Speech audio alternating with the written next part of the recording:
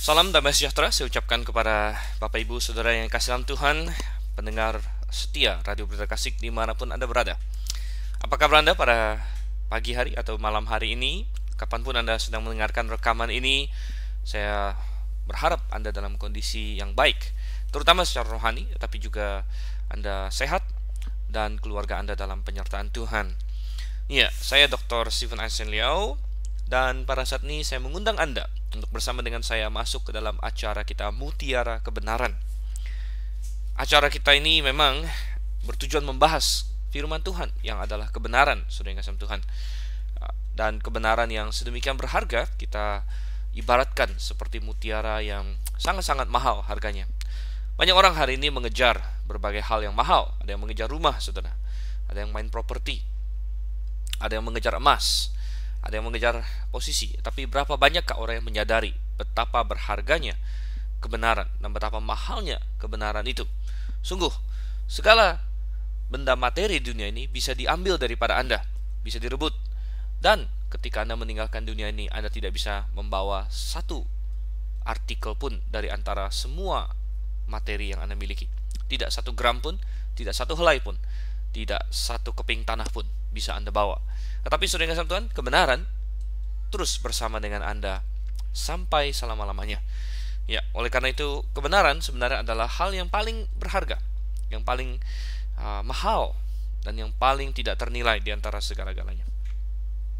Oke, dalam acara Mutiara Kebenaran kita ini, kita sudah sampai kepada kitab Bilangan, dan hari ini kita akan membahas Bilangan pasalnya yang ke-31. Bilangan pasalnya yang ke-31, saudara kasih Tuhan. Suatu pasal yang cukup panjang sebenarnya, 50-an ayat ya, dan kita akan membahasnya selama kurang lebih 40 menit sampai 1 jam ke depan. Oke, sebelum kita masuk lebih lanjut lagi, mari kita berdoa. Kita akan minta tuntunan Tuhan. Dan kalau Anda sedang tidak menyetir atau sedang di kamar, mari kita berdoa dan Anda siapkan Alkitab untuk bersama-sama kita membahas kebenaran firman Tuhan. Bapa di surga, kami mengucap syukur karena hari ini Tuhan Engkau memberikan kami kehidupan. Dan sungguh kehidupan adalah hal yang kami sering anggap normal, sesuatu yang menjadi hak kami. Tetapi kami perlu menyadari itu adalah kasih setia dan kasih karunia daripadamu. Tuhan, kami memohon agar Engkau sajalah yang akan memimpin ketika kami mempelajari firman-Mu, karena firman-Mu ini berasal dari Engkau, Tuhan. Engkau yang menuliskannya, Engkau yang telah memeliharanya bagi kami, Engkau pula lah yang mampu untuk menjelaskannya kepada kami melalui pekerjaan Roh Kudus-Mu di hati setiap orang yang berkumpul saat ini di radio, ya Tuhan. Kami serahkan semua acara kami ini dalam tangan-Mu, dalam nama Yesus Kristus, Tuhan dan Juru Selamat semua orang yang percaya. Kami berdoa. Amin. Oke, Bilangan pasalnya yang ke-30. Ya, coba kita baca ayat 1 dan ayat 2 dulu pertama. Dikatakan Tuhan berfirman kepada Musa, lakukanlah pembalasan orang Israel kepada Midian, kemudian engkau akan dikumpulkan kepada kaum leluhurmu. Oke, jadi kita melihat bahwa pertama pasal ini melanjutkan narasi di dalam kitab Bilangan. Jadi kitab Bilangan itu sendiri sebagiannya adalah narasi atau istilahnya menceritakan kejadian-kejadian, sebagiannya bersifat hukum atau memberikan aturan atau hukum. Kalau kita lihat di pasal 1 dan pasal 2 di mana laskar dihitung, itu ada narasi. Kemudian pasal 5 itu adalah hukum. Jadi tidak menceritakan apa yang dilakukan orang Israel, tapi hanya memberikan hukum. Pasal 6 juga hukum, pasal 7 juga hukum, pasal 8 hukum, saudara kasih Tuhan.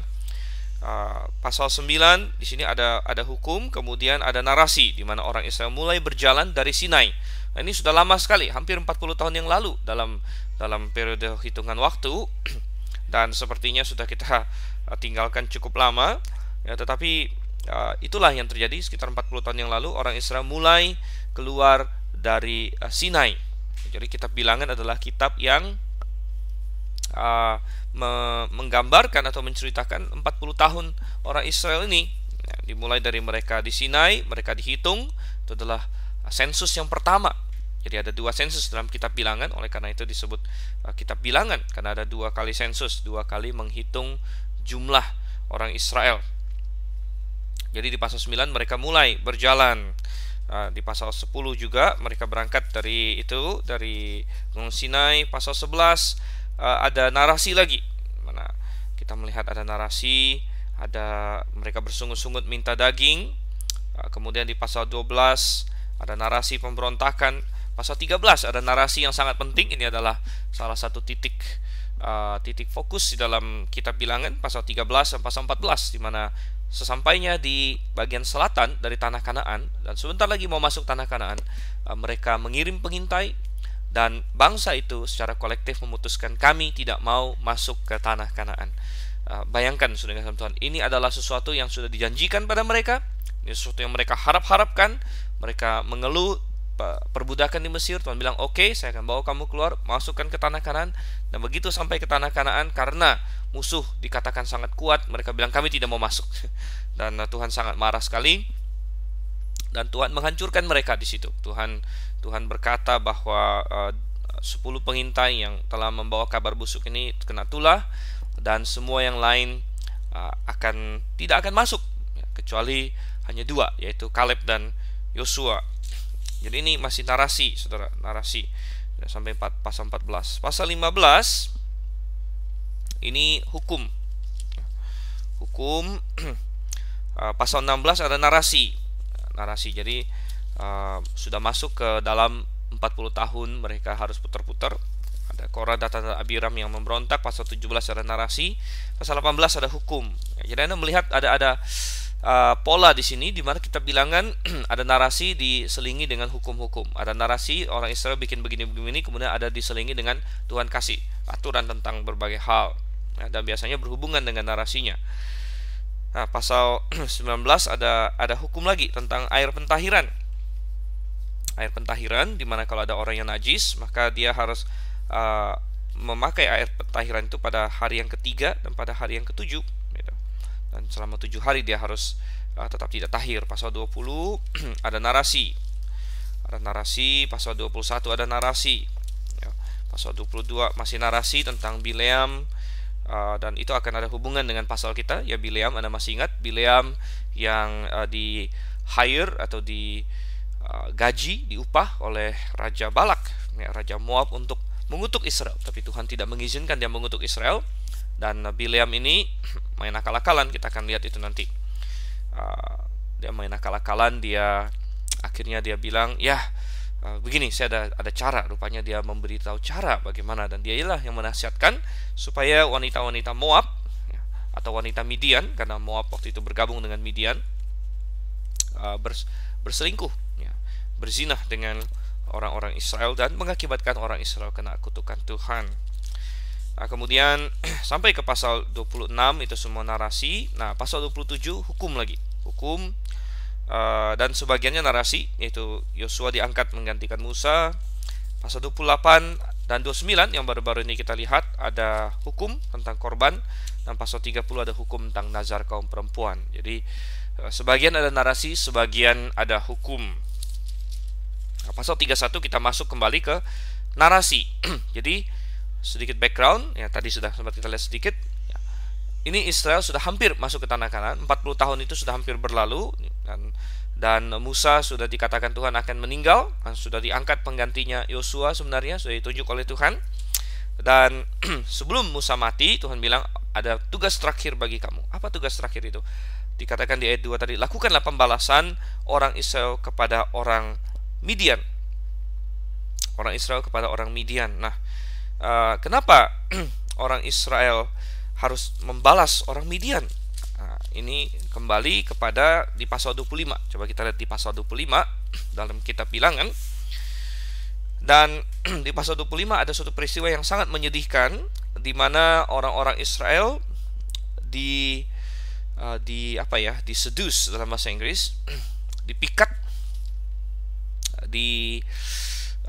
digoda, sehingga mereka berzina dengan perempuan-perempuan Moab, dikatakan di sini. Nah, tetapi walaupun ini disebut perempuan-perempuan Moab, tapi disebut juga perempuan-perempuan Midian. Jadi Midian ini adalah kaum bangsa yang nomadik. Nomadik itu artinya mereka tidak memiliki tempat tinggal yang spesifik, ya, tetapi mereka berpindah-pindah, ya, nomadik. Jadi biasanya tinggal di tenda. Dan kaum Midian ini kaum yang terpencar-pencar sebenarnya. Ya, jadi ada bagian Midian. Nah, kebetulan ada sekelompok besar orang Midian yang waktu itu nomadik sedang tinggal di wilayahnya Moab, dan mereka sudah boleh dikatakan bercampur baur dengan orang Moab, sehingga orang Moab dengan orang Midian di situ menjadi satu gitu. Nah, ada Midian-Midian di tempat lain yang tidak ada hubungannya, itu tidak apa-apa. Jadi jangan dipikir bahwa semua Midian terlibat dalam hal ini. Ada Midian-Midian yang tidak terlibat. Contohnya bapak mertuanya Musa sendiri adalah seorang Midian disebut di situ. Ya, kalau kita masih ingat si Rehuel atau si Yitro adalah seorang Midian, tapi rupanya dia tidak terlibat dalam kasus Baal Peor ini karena dia tempatnya berbeda, saudara. Sedangkan ini adalah sekelompok Midian, ya, kelompok besar mungkin, yang nomadik dan kebetulan waktu itu tinggal di daerah orang Moab dan bercampur aduk dengan orang Moab, sehingga mereka ya menjadi gabungan Moab dan Midian. Sehingga kalau kita lihat di Bilangan 25 ayat 1 dikatakan bahwa bangsa itu berzina dengan perempuan-perempuan Moab. Nah, lompat ke ayat 6, dan Tuhan membuat suatu tulah yang sangat besar di situ. Dan di ayat 6 dikatakan kebetulan datanglah salah seorang Israel membawa seorang perempuan Midian. Jadi di sini perhatikan dikatakan Midian di sini kepada sanak saudaranya, dengan dilihat Musa dan segenap umat Israel yang sedang bertangis-tangisan di depan pintu kemah pertemuan. Jadi perempuan Moab disebut di ayat 1, perempuan Midian disebut di ayat 6, karena keduanya sudah sama gitu. Ini sudah menjadi gabungan Moab Midian. Dan bahkan dikasih namanya di sini. Ya, jadi ada seorang Israel yang membawa seorang perempuan Midian, dan orang Israel itu adalah dari Bani Simeon. Ya, di ayat 14. Ada lompat ke Bilangan 25 ayat 14. Nama orang Israel yang mati terbunuh bersama-sama dengan perempuan Midian itu ialah Zimri bin Salu, pemimpin salah satu puak orang Simeon. Dan nama perempuan Midian yang mati terbunuh itu ialah Kozbi bin Zur. Zur itu adalah salah seorang kepala kaum, yaitu puak di Midian. Jadi kita melihat Midian rupanya aktif, ya, atas anjuran siapa? Sebenarnya atas anjuran Bileam. Atas anjuran Bileam, mereka tahu, oh rupanya ini caranya untuk mengutuk orang Israel. Rupanya ini caranya untuk mengalahkan orang Israel. Karena mereka diberkati oleh Tuhan, maka cara kita menyerang Israel adalah dengan cara membuat mereka menyakiti hati Tuhan mereka, buat mereka berzina, dan dalam perzinahan itu akhirnya menyembah berhala-berhalanya Midian. Sehingga masih di Bilangan pasal 25 ayat 16 dan 17, kemudian berfirmanlah Tuhan kepada Musa, lawanlah orang Midian itu, tewaskanlah mereka.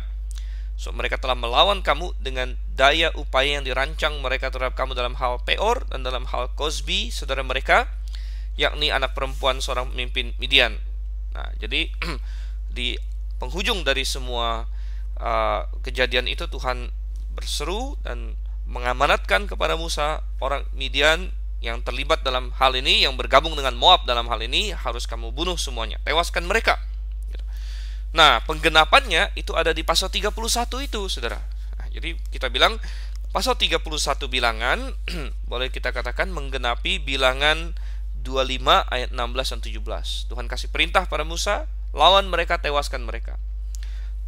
Karena di pasal 26 itu kan penghitungan sensus, pasal 27 hukum, pasal 28 hukum, pasal 30, 29, 30 juga hukum, pasal 31 baru narasi berikutnya melanjutkan pasal 25 sebenarnya.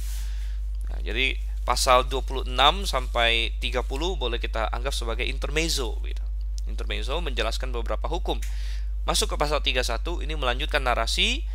Tuhan suruh Musa menghancurkan Midian, dan inilah bagaimana Musa melakukannya. Nah, sekali lagi saya ingin tekankan bahwa bukan berarti semua orang Midian dibunuh, ya. Hanya orang Midian yang suku atau kelompok Midian yang ada bersama dengan orang Moab pada waktu itu. Ada Midian-Midian lain, karena belakangan kita akan temu orang Midian yang lain. yang tidak mati tentunya, yang tidak ikut dalam rombongan yang satu ini. Oke, kembali ke Bilangan pasal 30. Kita lanjutkan. Kita lihat ayat yang ketiga. Ayat yang ketiga sampai dengan ayat yang ke-12 ya. Ayat 3 sampai dengan ayat yang ke-12. Lalu berkatalah Musa kepada bangsa itu, baiklah sejumlah orang dari antaramu mempersenjatai diri untuk berperang, supaya mereka melawan Midian untuk menjalankan pembalasan Tuhan terhadap Midian. Dari setiap suku di antara segala suku Israel haruslah kamu menyuruh 1.000 orang untuk berperang. Demikianlah diserahkan dari kaum Israel 1.000 orang dari tiap-tiap suku. Jadi 12.000 orang bersenjata untuk berperang. Lalu Musa menyuruh mereka untuk berperang 1.000 orang dari tiap-tiap suku bersama-sama dengan Pinehas anak Imam Eleazar untuk berperang dengan membawa perkakas tempat kudus dan nafiri-nafiri pemberi tanda semboyan. Kemudian berperanglah mereka melawan Midian seperti yang diperintahkan Tuhan kepada Musa, lalu membunuh semua laki-laki mereka. Selain dari orang-orang yang mati terbunuh itu, mereka pun membunuh juga raja-raja Midian, yakni Ewi, Rekem, Zur, Hur, dan Reba, kelima raja Midian. Juga Bileam bin Beor dibunuh mereka dengan pedang. Kemudian Israel menawan perempuan-perempuan Midian dan anak-anak mereka, juga segala hewan, segala ternak, dan segenap kekayaan mereka dijarah. Dan segala kota kediaman serta segala tempat perkemahan mereka dibakar.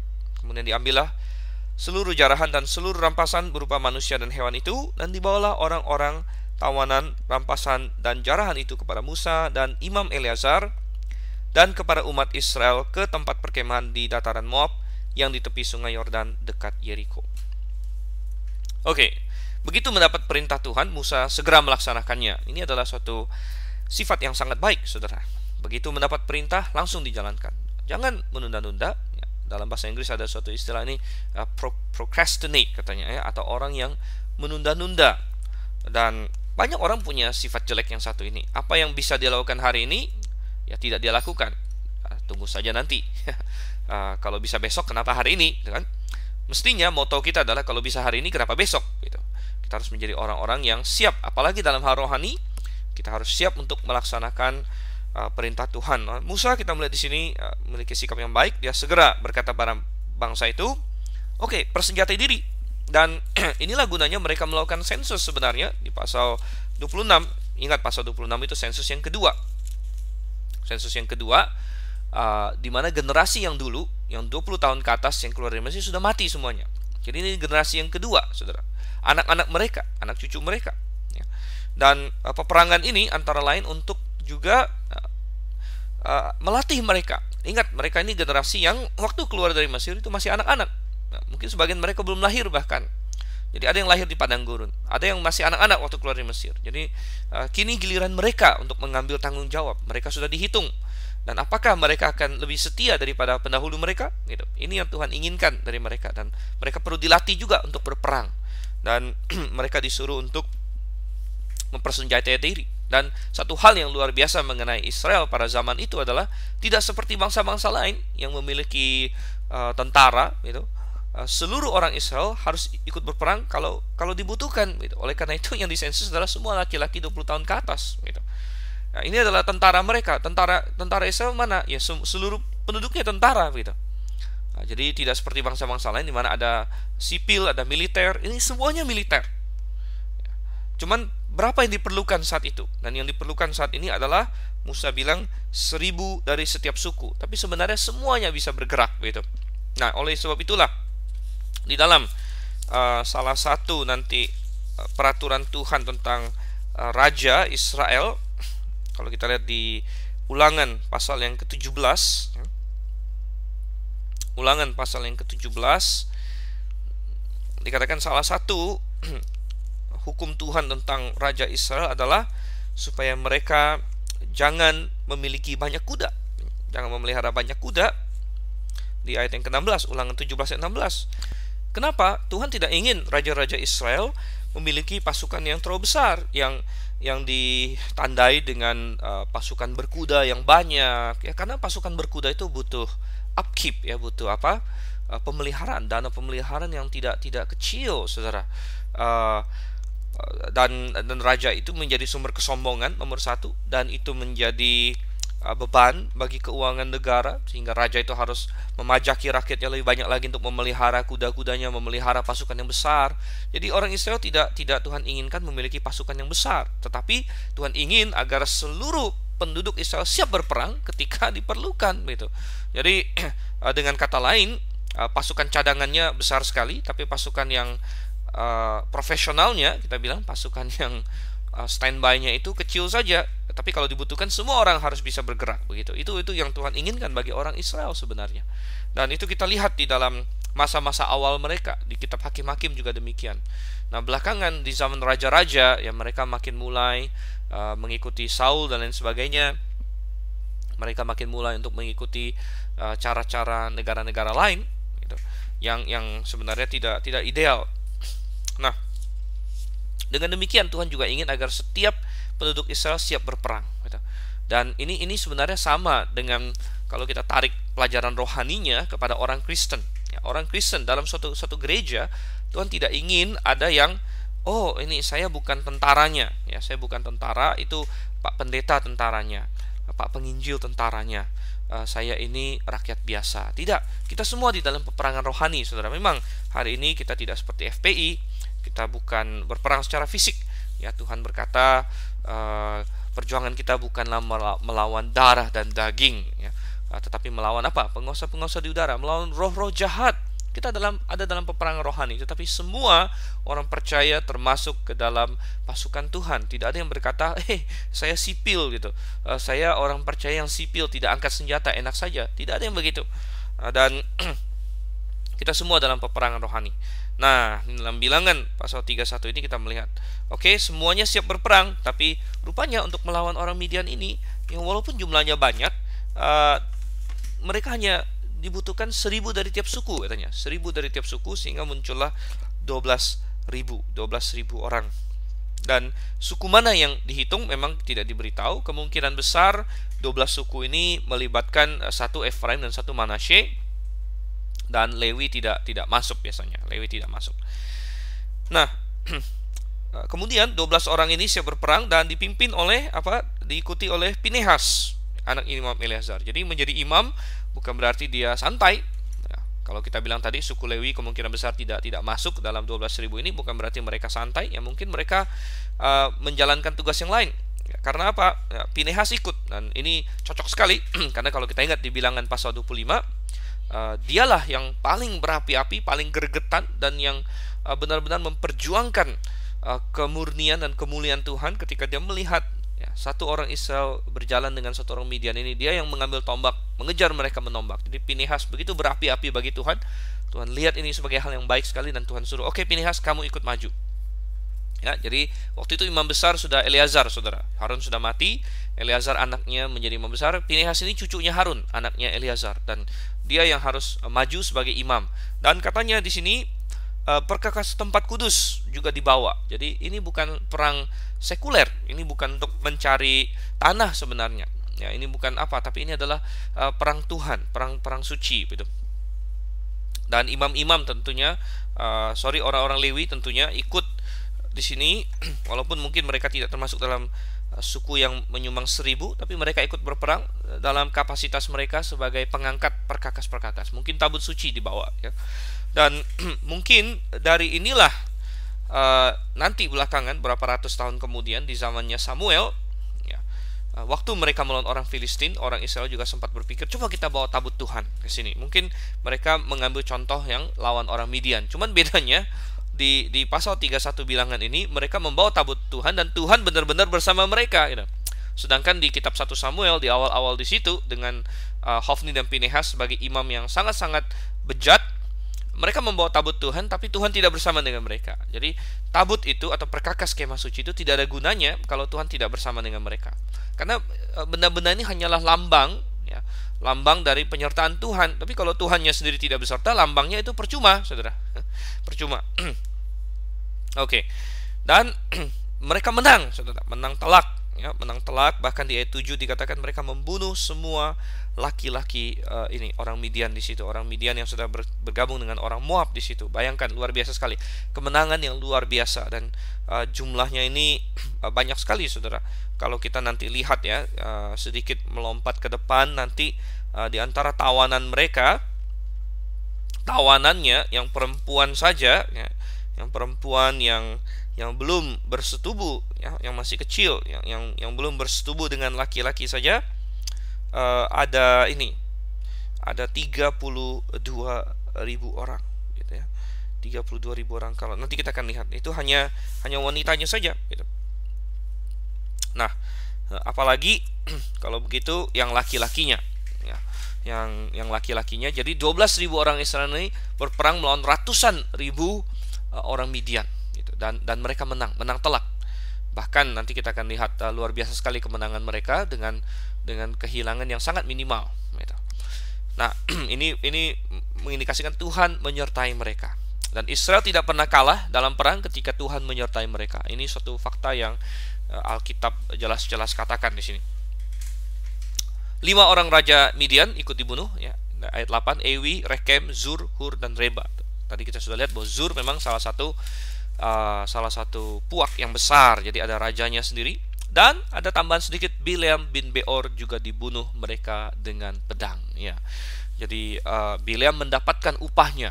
Bukan percuma bahwa Alkitab menasihati di Perjanjian Baru, janganlah kita mengikuti kesalahan Bileam yang karena upah, ya, mengejar hal-hal ini.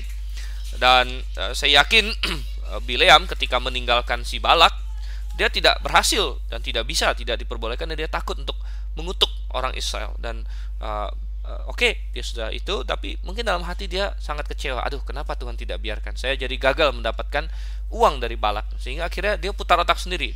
Dan mungkin dia kontak lagi si Balak. Oke, saya punya cara. Saya tidak bisa mengutuk mereka, tapi gimana kalau saya punya taktik begini? Kalau berhasil, kamu bayar saya. Dan dia mengejar harta. Mestinya dia kembali ke tempatnya sendiri, dia aman tenang. Tapi karena urusan ini, dia kembali ke Midian, kembali ke Moab, tinggal bersama mereka, menasihati mereka. Dan akhirnya dia mendapat upahnya karena dia dibunuh oleh orang Israel bersama-sama dengan kaum Midian yang telah dia nasihati itu. Dan kalau kita masih ingat salah satu nubuatnya Bileam di dalam Bilangan pasal yang ke-24, ya. Bilangan pasalnya yang ke-24, kita lihat di sini. Bukan pasal 24, pasal 23, di dalam nubuatnya si Bileam yang pertama dalam Bilangan pasal yang ke-23, ketika dia melihat Israel, dan di ayat yang ke-10, Bilangan 23 ayat 10, siapakah yang menghitung debu Yakub, dan siapakah yang membilang bondongan-bondongan Israel? Sekiranya aku mati seperti matinya orang-orang jujur, dan sekiranya ajalku seperti ajal mereka. Adalah ucapan si Bileam. Tetapi karena dia mengejar upah, karena dia mengedepankan materi lebih daripada kebenaran, dia tahu Israel adalah yang diberkati, tapi dia lebih suka emasnya si Balak. Dia bukan mau bersatu dengan orang Israel. Mestinya dia buru-buru, ya, bertobat dan kemudian menggabungkan diri kepada orang Israel. Tapi tidak, dia malah tergiur dengan emasnya si Balak, dan malah bergabung dengan Balak, dengan orang Midian yang bersama dengan dia, menasihati mereka. Ya, akhirnya apa yang dia inginkan? Ya, matinya seperti orang jujur, mati di antara orang jujur, mati seperti orang Israel, tidak terlaksana. Tapi sebaliknya, dia mati sebagai orang berdosa, dia mati dalam dosanya. Nah, setelah kemenangan yang besar ini, sesuai dengan kebiasaan zaman itu, orang Israel menawan, ya, perempuan-perempuan Midian dan anak-anak mereka, dan semua hewan, ternak, dan kekayaan mereka dijarah, dan kota-kota mereka dibakar. Dan mungkin ada orang yang protes bahwa ini adalah tindakan yang sangat barbar. Tapi saudara yang kasih Tuhan, kita harus ingat, sesuai dengan kebiasaan zaman itu, inilah yang terjadi. Bahkan apa yang dilakukan oleh orang Israel ini bisa kita anggap sebagai suatu tindakan yang berbelas kasihan sebenarnya, karena dengan semua laki-lakinya dibunuh, ya. Dan kenapa harus dibunuh semua laki-lakinya? Ya, ini harus dituntaskan, ini harus diselesaikan, dan semua mereka terlibat sebagai dalam satu kelompok. Mereka terlibat semua di sana dalam apa yang mereka lakukan terhadap orang Israel. Ini adalah peperangan, saudara. Mereka melancarkan perang. Orang Midian melancarkan perang, ya, perang dengan berbagai kelicikan, dan mereka kalah, dan mereka dibunuh. Dan justru menawan semua sisa-sisanya, semua perempuannya dan anak-anaknya adalah tindakan belas kasihan. Karena di bawah pengawasan atau di bawah penawanan Israel, mereka justru dipastikan mendapatkan perlakuan yang jauh lebih baik kalau mereka ditinggalkan dan kemudian ada kelompok jahat yang lain yang menduduki mereka begitu. Nah, bayangkan suatu kota yang sudah tidak ada laki-laki sama sekali, hanya wanita dan anak-anak kecil. Kalau rombongan penjahat datang, wah mereka lebih parah lagi. Maka lebih baik mereka ditawan oleh orang Israel begitu. Justru di sana mereka bisa diperkenalkan kepada Tuhan yang benar dan mereka bisa diperlakukan sesuai dengan standar hukum Taurat. Standar hukum Taurat memberikan dan menjamin hak-hak tawanan bahkan. Jadi luar biasa, bahkan Tuhan menjamin hak-hak tertentu. Tuhan bilang kepada orang Israel untuk bagaimana memperlakukan tawanan, bagaimana tidak memperlakukan tawanan. Jadi ini adalah hal yang sangat baik sebenarnya, mengingat kebiasaan para zaman itu begitu. Dan mereka bertemu dengan Eleazar dan Musa katanya di situ. Oke, kita lanjut sekarang di ayat yang ke-13 sampai dengan ayat yang ke-20. Ayat 13 sampai ayat 20. Lalu pergilah Musa dan Imam Eleazar dan semua pemimpin umat itu sampai keluar tempat perkemahan untuk menyongsong mereka. Maka gusarlah Musa kepada para pemimpin tentara itu, kepada para kepala pasukan 1000 dan para kepala pasukan 100 yang pulang dari peperangan. Dan Musa berkata pada mereka, kamu biarkankah semua perempuan hidup? Bukankah perempuan-perempuan ini atas nasihat Bileam menjadi sebabnya orang Israel berubah setia terhadap Tuhan dalam hal Peor, sehingga tulah turun ke antara umat Tuhan. Maka sekarang bunuhlah semua laki-laki di antara anak-anak mereka, dan juga semua perempuan yang pernah bersetubuh dengan laki-laki haruslah kamu bunuh. Tapi semua orang muda di antara perempuan yang belum pernah bersetubuh dengan laki-laki haruslah kamu biarkan hidup bagimu. Tetapi kamu ini berkemahlah 7 hari lamanya di luar tempat perkemahan. Setiap orang yang telah membunuh orang dan setiap orang yang kena kepada orang yang mati terbunuh haruslah menghapus dosa dari dirinya pada hari yang ketiga dan pada hari yang ketujuh. Kamu sendiri dan orang-orang tawananmu, juga setiap pakaian dan setiap barang kulit dan setiap barang yang dibuat dari bulu kambing dan setiap barang kayu haruslah disucikan. Oke, kita lanjutkan saja sampai ayat 24. Lalu berkatalah Imam Eleazar kepada para prajurit yang telah pergi bertempur itu, inilah ketetapan hukum yang diperintahkan Tuhan kepada Musa, hanya emas dan perak, tembaga, besi, timah putih dan timah hitam. Segala yang tahan api haruslah kamu lakukan dari api supaya menjadi tahir. Tetapi semuanya itu haruslah juga disucikan dengan api penyuci. Dan segala yang tidak tahan api haruslah kamu lakukan dari air. Lagi pula kamu harus mencuci pakaianmu pada hari yang ketujuh supaya kamu tahir, dan kemudian bolehlah kamu masuk ke tempat perkemahan. Oke, nah kita melihat setelah pulang dengan membawa tawanan dan rampasan yang begitu banyak, mereka bertemu kembali 12.000 orang ini dengan pemimpin-pemimpin mereka, pulang dan ketemu dengan Musa dan Eleazar. Dan Musa di sini ketika melihat bahwa mereka telah menawan semua perempuannya bersama dengan anak-anak mereka, menjadi gusar dan berkata, hei, kenapa kamu biarkan mereka hidup? Perempuan-perempuan ini berbahaya, perempuan-perempuan dewasa yang telah bersetubuh dengan laki-laki ini berbahaya gitu. Dan saya yakin 12.000 orang yang pergi ini mungkin pertama agak kaget loh. Apa bahayanya? Bukankah kita sudah membunuh semua laki-lakinya gitu. Membunuh semua laki-lakinya, bahaya sudah lewat, ini hanya perempuan-perempuannya saja. Tapi Musa berkata ini sangat berbahaya. Ingat nggak bagaimana perangnya Midian terhadap kalian? Bukan dengan laki-lakinya, tetapi justru melalui perempuannya. Mereka justru mengirim perempuan-perempuannya untuk berzina dengan kamu. Justru perempuan-perempuan inilah yang telah berzina dengan kalian. Jadi perempuan-perempuan ini sangat berbahaya, dan perempuan-perempuan ini harus dibunuh semuanya. Nah, pada titik ini seringkali muncul lagi suatu sanggahan moral katanya, gitu ya. Ada kritik-kritik Alkitab, pengkritik Alkitab yang berkata, ini Tuhan sangat tidak bermoral lah, dan sebagainya. Tapi saudara-saudara, ada banyak yang harus kita pertimbangkan di sini, dan kita tidak bisa cepat-cepat menghakimi Tuhan. Kita tidak punya hak menghakimi Tuhan. Ya. Dan sebenarnya kalau kita selidiki, sama sekali bukan tidak bermoral, gitu. Dan sama sekali Tuhan itu dibenarkan dalam apa yang dilakukan. Nah, kita melihat bahwa nomor satu yang memiliki kehidupan itu adalah Tuhan. Yang memiliki kehidupan itu adalah Tuhan, dan karena Tuhan yang memiliki kehidupan, Tuhan pula yang berhak untuk menghentikan kehidupan. Jadi kalaupun manusia tidak punya hak untuk melakukan ini, Tuhan punya hak, saudara yang kasih Tuhan. Dan kita harus ingat Israel dalam situasi ini berada dalam posisi yang sangat unik, di mana mereka yang telah Tuhan jadikan alatnya untuk melaksanakan pembalasannya. Gitu. Nah, seringkali kita sudah terbiasa, apalagi orang Kristen, untuk berpikir pembalasan itu adalah hal yang negatif. Tapi pembalasan manusia adalah hal yang negatif. Pembalasan yang tidak sesuai dengan firman Tuhan adalah hal yang negatif. Tetapi pembalasan Tuhan selalu di dalam Alkitab disebut sebagai hal yang positif. Di dalam Roma pun dikatakan, Tuhan berkata pembalasan adalah hakku, katanya. Jadi Tuhan berhak melakukan pembalasan, dan Tuhan berhak untuk menghukum, Tuhan berhak untuk mematikan manusia karena Dia yang menciptakan manusia, gitu. Dan Israel di sini hanya sebagai alatnya, kebetulan alatnya, gitu. Jadi hari ini saya tidak boleh melakukan pembalasan saya sendiri. Misalnya ada orang menyakiti saya bunuh dia, itu tidak boleh, saudara kasih Tuhan.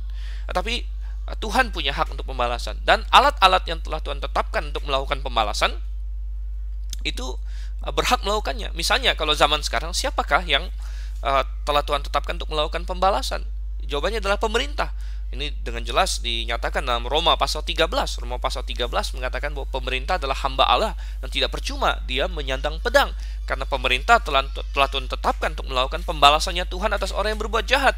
Ada pembunuh, perampok, pemerkosa, ditangkap oleh pemerintah, dimatikan. Itu tidak apa-apa. Ya, itu tidak salah, itu secara moral tidak salah, saudara. Ya, karena mereka sedang melaksanakan pembalasan Tuhan. Nah, Israel di poin ini dalam sejarah, di titik ini dalam sejarah, sedang menjadi tiang penopang kebenaran dan menjadi alat Tuhan untuk melakukan pembalasannya. Jadi apa yang mereka lakukan ini tidak salah secara moral, karena mereka hanyalah sebagai alatnya Tuhan, dan Tuhan punya hak untuk melakukan ini.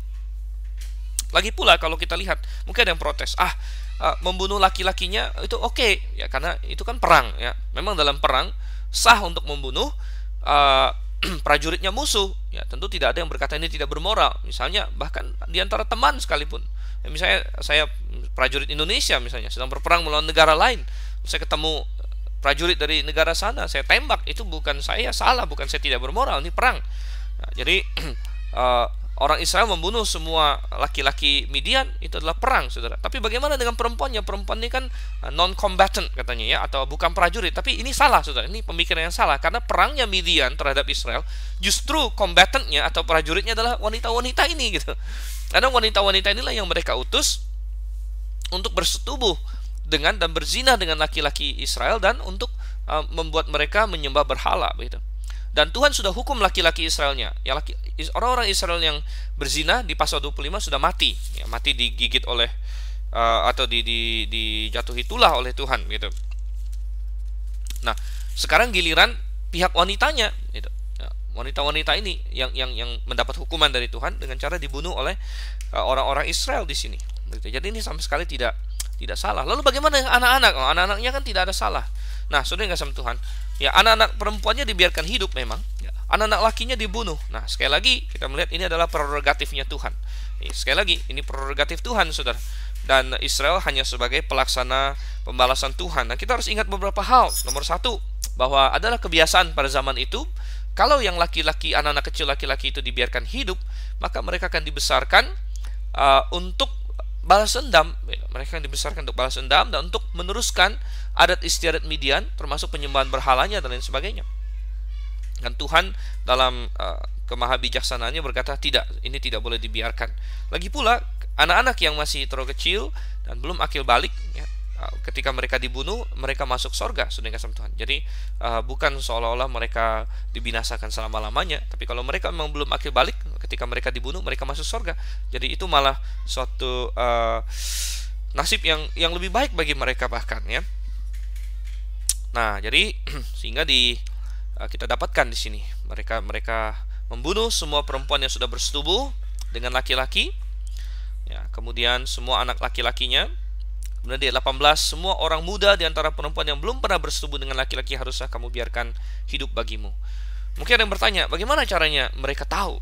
Bahkan saya pernah mendengar satu orang penyerang Alkitab, ya, orang yang benci dengan Alkitab, dia bikin komentar begini. Nah, ini satu-satunya cara mereka bisa mengetahui yang mana yang belum bersetubuh dengan laki-laki adalah mereka memperkosa semua perempuannya, ya. Jadi pada saat mereka memperkosa perempuannya, kalau yang saat mereka perkosa itu masih perawan, itu dibiarkan hidup, ya. Yang mereka perkosa dan ternyata sudah tidak perawan lagi, mereka bunuh. Tetapi saudara kesempatan ini sama sekali teks tidak berkata demikian. Ini adalah serangan. Itu adalah serangan yang sangat keji dari orang yang memang tidak percaya Alkitab. Tapi saya pernah mendengar ada orang yang berkata demikian. Tetapi sama sekali tidak diperlukan hal seperti itu, saudara yang kasih Tuhan. Ada banyak cara untuk mengetahui seorang wanita itu masih perawan atau tidak. Nomor satu, yang jelas dulu dilihat dari umurnya. Tentu ada banyak perempuan yang umurnya masih sangat muda. Mungkin ada yang masih bayi, mungkin ada yang umur balita, ya mungkin ada yang di bawah 10 tahun. Nah, yang seperti ini ya, atau yang masih 11, 12, 13, yang belum puber dan lain sebagainya. Yang seperti ini bisa dengan aman dikatakan ini pasti belum bersetubuh dengan laki-laki, gitu kan? Dan jangan dikira bahwa perempuan-perempuan yang diambil, yang ditawan oleh orang Israel ini semua dijadikan budak seks atau dijadikan tidak, saudara yang kasih Tuhan. Ya. Saya yakin banyak di antara mereka yang diadopsi sebagai putri, sebagai anak bagi orang Israel. Ya. Saya yakin banyak, karena ada banyak anak Midian yang mungkin masih bayi, anak perempuan yang masih bayi, yang balita dan sebagainya, ya, tentu tidak ditawan untuk dinikahi. Mereka banyak yang diadopsi sebagai anak bahkan, dan mereka dibesarkan sebagai orang Israel, gitu. Jadi ini suatu hal yang indah. Nah, mungkin ada wanita-wanita yang sudah puber, ya. Nah, bagaimana mengetahui mereka ini perawan atau tidak, gitu? Nah, tentu banyak cara, gitu ya. Saya yakin ada banyak ibu-ibu Israel yang bisa diminta bantuan tolong untuk mengeceknya, gitu. Jadi ada korps khusus mungkin ya, ibu-ibu atau wanita-wanita Israel yang mengecek ini. Nah, jadi saya rasa tidak perlu dengan cara yang keji atau lain sebagainya. Oke, kemudian selanjutnya dari ayat 20 sampai berikutnya Tuhan mendetilkan barang-barang apa yang boleh dijarah oleh mereka, yang boleh dirampas dan boleh dibawa masuk. Ya, rupanya tidak sembarang barang boleh dibawa masuk, begitu. Jadi semua yang bisa dilalui dengan api. Jadi ini menyimbolkan penyucian, ya. Barang-barang Midian, ya, berhala-berhalanya sudah pasti tidak benar, gitu ya. Jadi barang apa yang boleh, ya, yang bisa dilalui dengan api. Jadi bisa dibentuk kembali. Misalnya ada patung emas, ya, kalau dilalui dengan api dilelehkan dijadikan emas yang lain, begitu. Atau ya bisa dilalukan dengan air, begitu. Nah, ini membawa kita kepada suatu prinsip umum, ya. Karena Midian di sini melambangkan dunia, melambangkan dunia, dan kalau kita ada membawa sesuatu dari dunia, maka pastikan sesuatu itu tidak menajiskan kita, ya, tapi bisa kita sucikan. Ya. Misalnya boleh tidak kita ini ya, sesuatu yang najis ya kita buang, gitu. Tapi kalau bisa disucikan, oke. Ya. Misalnya dalam hal musik, ya, musik dunia dengan backbeat, ya, backbeat itu melambangkan pemberontakan. Boleh nggak kita ambil? Jangan, saudara. Ini najis, ya. Kita hilangkan. Tapi musik-musik dunia yang tidak ada masalah, ya, musik klasik dan sebagainya, ini tidak ada pesan pemberontakan, tidak ada pesan seksual, ya boleh kita bawa dan kita pakai untuk kita pakai untuk memuji Tuhan, misalnya, gitu kan? Nah, ini boleh-boleh saja. Oke. Kita lanjutkan di sini ayat 25 sampai ayat 30. Tuhan berfirman pada Musa, "Hitunglah jumlah rampasan yang telah diangkut, yang berupa manusia dan hewan, engkau ini dan Imam Eleazar serta kepala-kepala puak umat itu. Lalu bagi dualah rampasan itu kepada pasukan bersenjata yang telah keluar berperang dan kepada segenap umat yang lain. Dan engkau harus mengkhususkan upeti bagi Tuhan dari para prajurit yang keluar bertempur itu, yakni 1 dari setiap 500, baik dari manusia, baik dari lembu, dari keledai, dan dari kambing domba, dan dari yang setengah yang telah didapat mereka, harus engkau mengambilnya. Lalu menyerahkannya kepada Imam Eleazar sebagai persembahan khusus bagi Tuhan. Tetapi dari yang setengah lagi, yang untuk orang Israel lain, harus engkau mengambil 1 ambilan dari setiap 50, baik dari manusia, baik dari lembu, dari keledai, dan dari kambing domba, jadi dari segala hewan, lalu menyerahkan semuanya kepada orang Lewi yang memelihara kemah suci Tuhan." Oke, jadi di sini kita mulai membahas masalah pembagian rampasan. Dan biasanya di kelompok-kelompok lain pada zaman itu, kadang-kadang orang yang pergi berperang akan menganggap diri mereka spesial, ya, karena mereka yang pergi berperang, sehingga mereka tidak mau membagi rampasan dengan yang lain. Tapi bagi Tuhan tidak demikian, karena sebenarnya semua orang Israel harus siap berperang. Cuman kebetulan yang 12.000 ini yang dipilih berperang, yang lain bukan tidak siap, gitu. Yang lain tetap siap. Oleh karena itu jarahannya dibagi dua, setengah untuk yang pergi berperang, setengah untuk yang tidak pergi berperang. Nah, yang pergi berperang tetap dapat lebih banyak, Ya, karena mereka cuma 12.000 dan dapat setengah. Jadi kalau dibagi per orangnya jadi lebih banyak, saudara. Sedangkan sisa umat yang lain kan jumlahnya banyak. Tapi walaupun mereka tidak pergi berperang, mereka masih tetap mendapatkan sesuatu. Nah, kemudian kita melihat bahwa Tuhan mengatur supaya orang Israel mempersembahkan kepada Tuhan sebagian dari rampasan ini. Tuhan ingin mengajarkan prinsip bahwa berkat-berkat yang kita terima, mari kita kembalikan sebagian kepada Tuhan. Dan dari setengah yang dibagi kepada yang pergi berperang, diambil 1/500-nya, 1/500 ya.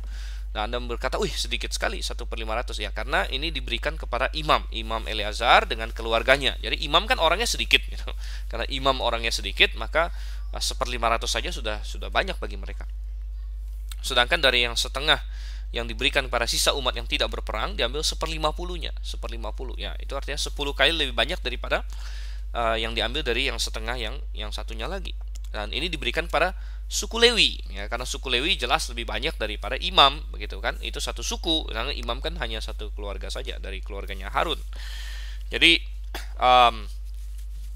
itu yang Tuhan berikan. Dan ayat 31 sampai 47 kita mendapatkan detail dari sebenarnya berapa banyak rampasan yang mereka peroleh, begitu ya. Kita baca ayat 31. Kemudian Musa dan Imam Eleazar melakukan seperti yang diperintahkan Tuhan kepada Musa. Adapun rampasan, yakni yang masih tinggal dari apa yang telah dijarah laskar itu, berjumlah 675.000 ekor kambing domba dan 72.000 ekor lembu dan 61.000 ekor keledai. Selanjutnya orang-orang, yaitu perempuan-perempuan yang belum pernah bersetubuh dengan laki-laki, seluruhnya 32.000 orang. Nah, saya sedikit intermezzo. Jadi ini mengindikasikan kalau wanita yang belum bersetubuh dengan laki-laki saja 32.000 orang, kita bisa membayangkan jumlah populasi awalnya mereka itu berapa, saudara? Pasti ratusan ribu. Jadi pasukan yang dikalahkan Israel dengan 12.000 orang itu ratusan ribu ya. Oke, lanjut lagi di ayat yang ke-36. Yang setengah yang menjadi bagian orang-orang yang telah keluar berperang itu jumlahnya 337.500 ekor kambing domba. Jadi tinggal dibagi dua.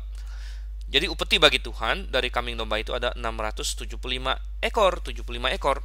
Ya, ini dibagi 500 dari yang 300-an ribu itu. Lembu-lembu, ayat 38, lembu-lembu 36.000 ekor. Jadi upeti bagi Tuhan ada 72 ekor. Sekali lagi tinggal dibagi 500.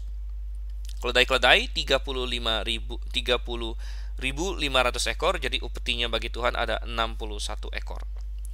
Dan orang-orang 16.000 orang, jadi upetinya bagi Tuhan 32 orang. Ya, jadi 32 orang wanita yang belum menikah diberikan pada keluarganya Imam Eleazar. Nah, mungkin bisa diangkat anak oleh mereka atau dijadikan hamba yang melayani, hamba perempuan yang melayani. Gitu. Atau kalau ada di antara para imam itu, ya, kalau imam tidak boleh, imam harus menikah dengan orang Israel asli, gitu ya.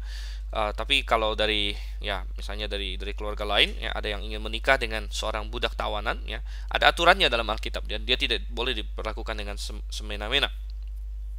Ayat 41. Lalu Musa menyerahkan upeti yang dikhususkan bagi Tuhan itu kepada Imam Eleazar seperti yang diperintahkan Tuhan kepada Musa. Oke, itu yang setengah. Ayat 42. Yang setengah lagi yang menjadi bagian orang Israel lain yang dipisahkan Musa dari bagian orang-orang yang telah berperang itu, yaitu yang setengah yang menjadi bagian umat yang lain itu, domba-domba 337.500 ekor, lembu-lembu 36.000 ekor, keledai-keledai 30.500 ekor, dan orang-orang 16.000 orang. Lalu Musa mengambil dari yang setengah yang menjadi bagian orang Israel lain itu, satu ambilan dari setiap 50, baik dari manusia, baik dari hewan, kemudian menyerahkan semuanya kepada orang Lewi yang memelihara kemah suci seperti yang diperintahkan Tuhan kepada Musa. Oke. Lanjut sekarang saudara, di ayat 48 sampai 54 kita selesaikan pasal ini. Lalu mendekatlah para pemimpin tentara, yakni kepala-kepala pasukan 1.000 dan kepala-kepala pasukan 100 kepada Musa serta berkata kepadanya, hamba-hambamu ini telah menghitung jumlah prajurit yang ada di bawah kuasa kami, dan dari mereka tidak ada seorang pun yang hilang. Sebab itu kami mempersembahkan sebagai persembahan kepada Tuhan apa yang didapat masing-masing, yakni barang-barang emas, gelang kaki, gelang tangan, cincin, meterai, anting-anting dan kerongsang untuk mengadakan pendamaian bagi nyawa kami di hadapan Tuhan. Maka Musa dan Imam Eleazar menerima dari mereka emas itu semuanya barang-barang tempaan, dan segala emas persembahan khusus yang dipersembahkan mereka kepada Tuhan, yakni yang dari pihak kepala-kepala pasukan 1000 dan kepala-kepala pasukan 100 ada 16.750 shikal beratnya.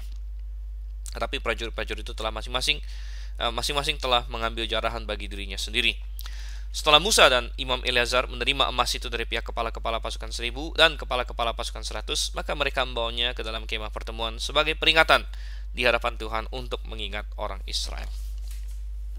Oke, jadi kita mendapatkan fakta yang luar biasa sekali di sini. Bukan saja 12.000 orang Israel bisa mengalahkan pasukan yang jauh lebih banyak dari mereka, tapi mereka melakukannya tanpa ada satu orang pun yang mati, saudara. Wow, ini tidak terdengar dalam sejarah perang di seluruh dunia. Ya. Kalau seseorang itu bisa kehilangan hanya 10 atau 20% dari orangnya saja melawan pasukan yang seimbang, itu sudah dianggap suatu kemenangan yang sangat besar, ya. Apalagi ini melawan pasukan yang jauh lebih banyak dan tidak kehilangan satu orang pun. Ini benar-benar ajaib, ya. Dan memang ini ajaib, saudara, karena ini bukan peperangan biasa, ini adalah peperangan yang dipimpin oleh Tuhan. Dan mestinya orang Israel sadar bahwa setiap kali mereka perang di bawah Tuhan dan di dalam pimpinan Tuhan, mereka tidak pernah kalah. Bahkan kalau ada satu yang mati pun mereka sudah menangis. Kita ingat nanti di kitab Yosua ketika mereka mengalahkan Yeriko juga tidak ada yang mati. Dan ketika mereka melawan Ai pertama kali karena dosanya Akan, ada beberapa di antara mereka yang mati, itu mereka sudah anggap sebagai kekalahan yang besar gitu. Ya, kenapa? Ya mestinya kalau mereka di dalam kehendak Tuhan tidak ada satu orang pun yang mati bahkan. Ini satu hal yang luar biasa. Dan kalau kita lihat orang Israel di sini memiliki sikap yang benar. Jadi mereka tidak menyombongkan diri. Ya, ini tandanya. Melainkan mereka merasa, wah ini luar biasa, ini perlindungan Tuhan. Jadi mereka mempersembahkan kepada Tuhan. Dan ini adalah sikap yang benar. Jadi mereka tidak menyombong, tidak merasa, inilah kami hebat sekali, tidak ada yang mati. Tapi mereka sadar ini tidak lain dari intervensi ilahi, sehingga mereka mempersembahkan kepada Tuhan. Ya. Nah, apakah kita menyadari juga, ya, ketika Anda mendapatkan suatu kasih karunia dari Tuhan, apakah Anda menyadarinya atau Anda menyombong? Anda menyombong dan Anda merasa Anda yang hebat. Jangan, saudara kasih Tuhan.